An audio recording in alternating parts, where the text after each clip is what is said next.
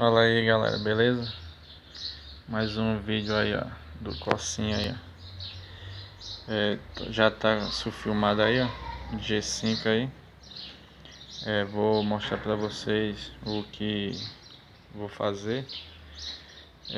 Já troquei as lâmpadas do farol por de LED, a do teto de LED, e falta o som aqui ó.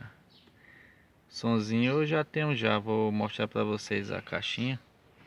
Não é aquele som de disparar alarme de carro, mas dá pra escutar aqui ó, caixinha aqui ó, fonezinho de 12, uma corneta, um tweet, um tapezinho da Pioneer, potenciazinho aqui de 400 aqui ó.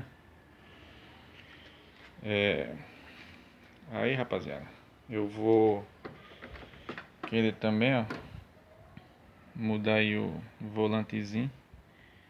Pretendo pôr o do Golf GTI nele. As pedaleiras também esportiva, né? O escapamento dele tá original. Pretendo trocar também por um esportivozinho. E é isso aí, galera. Também poeirado, não ando nele, só final de semana só. Espero que vocês tenham gostado aí dos vídeos aí, ó. Isso aí é só o começo, né? Tem mais projeto ainda pra fazer ainda nele. E é isso aí, ó. Vocês estão gostando aí, ó?